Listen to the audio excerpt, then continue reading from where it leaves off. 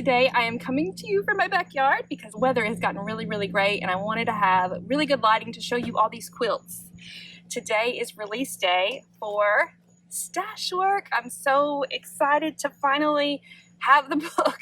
Got them in just a few days ago and we went ahead and started shipping out pre-orders. So maybe you've already gotten your copy, but if you pre-ordered and you haven't got a copy yet, it's on its way to you. The book is now available at meanderandmake.com. We've filled a handful of wholesale orders so far, so you may find it at your local quilt shop as well. If you don't and you prefer to buy it from one of them, then tell them about the book and where to get it. So today I just wanted to give you a little bit of a look into the book and then show you the quilts. Alright, so here is the book. It has pretty thick pages. Wire bound so that you can sew like that. I can't tell you how much better I like to be able to work on a quilt pattern when the book opens up this way. So that's there. Okay, and then here front and the back. 4 quilt and pillow patterns to get your stash tamed quickly and efficiently, along with essays about fabrics and more. So I'll show you a few of the looks inside and then show you the topic so you can know what you're getting. There are 4 quilt patterns in the book and everything else is about your stash.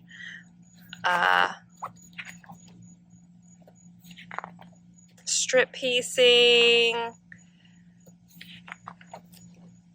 And then it kind of starts going into patterns. And in the back of the book, there's also, a lot of other things in here. Here it is. There's also scrappy backings.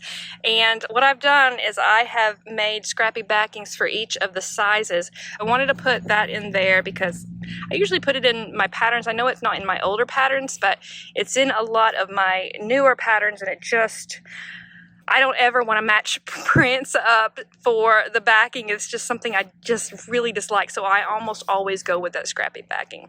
But there's a lot of other stuff in here. There's the pillow patterns. There's 4 pillow patterns in the book, and there's other ways that you can use your stash. There's about fabrics, about organizing fabrics, just a lot.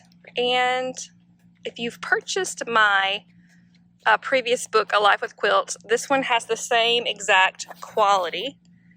So everything about it is the same, the thick pages and the cover. We're going to be doing a quilt along for each of the quilts in the book and then kind of talking a little bit about stash as we go next year. That's going to start around February 2024, probably late February.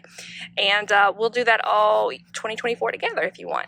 So there is going to be a sign up below this video where you can sign up for that already if you want to go ahead and get on that list. All right, this first one is Tangle. And if you follow me on Instagram, you've probably seen this already. But it is a basket weave pattern, so just your basic traditional basket weave. I'm going to give you close-ups in a minute. I'm just going to do full shots for right now. So what Tangle is good at doing is getting rid of 2.5-inch strips. So if you are sitting on a bunch of jelly rolls, this might be the best pattern for you. There is a lot of things that you can do to make this very unique. That is all in the book. About when it comes to fabric placement, there are things that you can do to give this own look. For this particular quilt, for me, I made sure that I had a low volume strip inside the center of every strip set so that when I would cut my blocks from the strip set, every one of them has that in the middle. So that was a bit of fun. I'd like to do it again in almost entirely low volume, but just have like one pink fabric in the middle. I think that would be really fun. But anyway, this is Tangle. All right, this one is Checky. I think this one is my favorite as far as the colors go. And Checky is your basic checkerboard quilt pattern. Again, we're sticking with very basic patterns that help you use up your stash in a quick, efficient way. And a lot of people have asked me about sewing all these squares together. So no, you're not sewing any small pieces together in any of these quilt patterns that I'm showing you. They're all strip pieced, so it makes it just so much easier, so much quicker too. Anyway, that is Chucky. All right, this one is Dandy. And I've written the pattern to be very ombre style, so that, you know, of course it doesn't have to be, I went from light fabrics, you know, to my darker fabrics. You might be going from, you know, pink, yellow to orange or something like that, or some kind of gradation of color. So lots of different ways you could go about doing that, but this is just the one that I made, and I've got another one made too that I'll be showing you really, really soon. This is Dandy, and again, it's all strip pieced, so no sewing tiny rectangles together. This one for me was a good place to get rid of a lot of my low volume stash, and I popped in a few purples and things like that on this one too. I really like how it turned out. All right, so that was Dandy. This one is Flossy, and I think it's my favorite pattern. It's also probably the most simple of all the patterns. But Flossy uses 2 different sized strips, and for this quilt, for me, I did all of my fatter strips in low volume fabrics, and then with my smaller, more narrow strips, I just kind of picked all pinks and oranges and blushes. I really like this quilt. But I think this is going to be one that I play with again. All right, so let me show you all these close-ups. All right, so I'm going to pick up the camera and walk around with it. So if you're somebody who gets motion sickness, bear with me, or you might want to turn off. We'll start at the beginning with Tangle. And I'm just going to kind of show you how I quilted it and show you the fabrics, because I know I get a lot of questions about those specific things. So I'm not going to take up a lot of time with that. I just want to, you know, kind of go over it quickly. So this is Tangle. This is the one that was the traditional basket weave. I quilted this one with these little flowers. Now I ended up, and I'm talking about this quite a bit in my emails and stuff, I did not like the quilting. But I ended up continuing on and doing another demo, and got a lot better with these little, you know, daisies. Got a lot better at it and ended up really liking it. But this was my first go at these daisies, and I just wasn't crazy about it. It's okay to not like things, so don't get on me about that. This one has, you know, a scrappy backing, and that is, you know, detailed in the book how to make this scrappy backing. The reason I like scrappy backing so much is it means I don't have to go and buy 5-6 yards of one fabric. It also means that I don't have to try to match my print on the back. I can use a whole bunch of fabrics and avoid those steps altogether. All right, so these are all made in, you know, my own fabric, so I'll link to the fabrics. But here is that chunky binding on Tangle. I think this is one of the Someplace Grand fabrics I used for the binding. That's almost a blender, but it has some tiny little flowers on it. It made for a pretty good binding, I think. All right, so that's Tangle. All right, moving on to Chucky. Here is a close-up of Chucky. And with Chucky, I quilted it with running feathers. And running feathers is one of my favorite quilting designs to do. It takes a really long time, but I really love the look. This quilt top has a mixture of my fabrics and then some other fabrics. This is, you know, Ruby Star Art Gallery. So there's a few other fabrics that got used in this quilt besides just my fabrics. The back has some fabrics from my Cinnamon Tea collection and from Someplace Grand. And then I did a scrappy binding on this one, which is something I never ever do, but it is a great way to use up some of your fabric, especially if you're having a hard time using fabric up. This is another way just to get it used, which is kind of what the whole book is about. So that's Checky. All right, this is Dandy.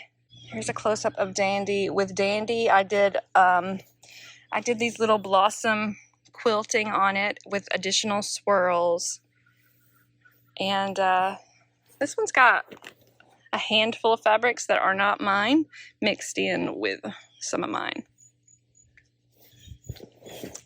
And this one got quilted with, I think it's called Snapdragon. It's a new art gallery pure solid, and I chunky quilted that binding as well. All right, and last is Flossie. Flossie was quilted with the anemones, and I really like this one. And some, I think it's anemones and, no, it's just, anemones and swirls. This one is bound with my Wonder and Ravishing print, which I really like those tiny prints when it comes to binding. And then there's that binding. That's that chunky. And I went subtle with the thread. We've got new labels for all of them. So we have these labels available individually if you want a personalized label for your quilt. But we also have them as a group together, and it's got a bit of a discount on the group if you buy all 4 at once. But here's a look at the Tangle quilt label. Again, these are all available at Meander and Make, and they are located under the Notions shopping tab. There's Checky. Here is Dandy's.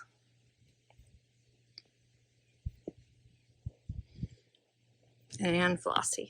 If you're paying super close attention and notice tiny details, all of the drawings that are used on these labels are from my upcoming collection, Hope and Feathers.